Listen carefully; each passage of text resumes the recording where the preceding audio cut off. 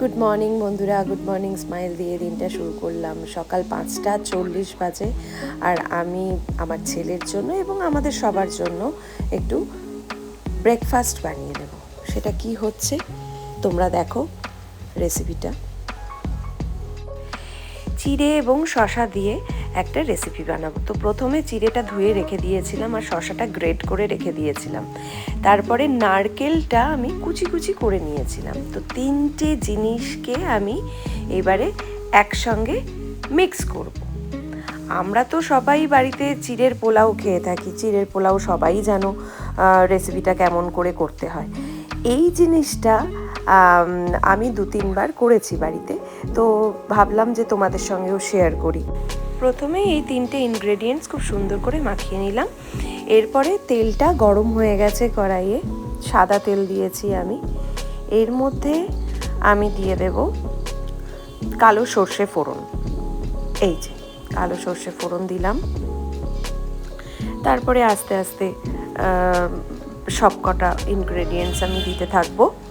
সেটা হচ্ছে এই যে ছোলার ডাল ভেজানো ছিল, ছোলার ডাল আর বাদাম আমি দিয়ে দিলাম।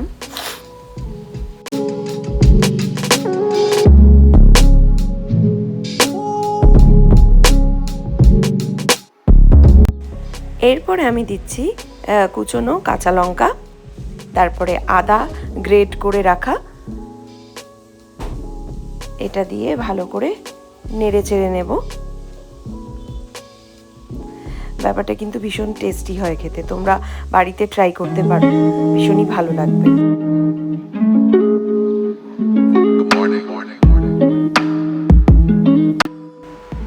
এরপরে আমি যেটা দেব সেটা হচ্ছে কারি পাতা।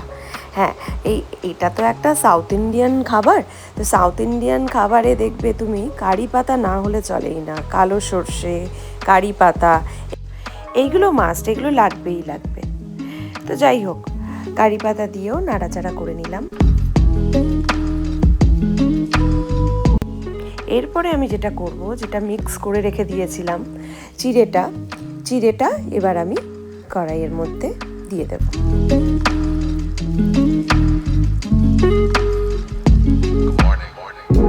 একটা নতুনত্ব রেসিপি, অন্যরকম স্বাদের হয় খেতে, ভালো লাগে খেতে, এইটুকু বলবো তোমাদের।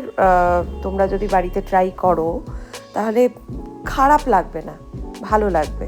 ট্রাই করে দেখো কোনো দিন আমার কথা শুনে।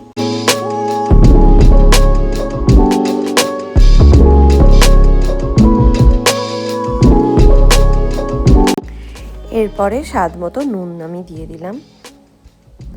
তারপরেও একটু নাড়াচাড়া করে নেব যাতে নুনটা সব জায়গায় আর কি মিশে যেতে পারে।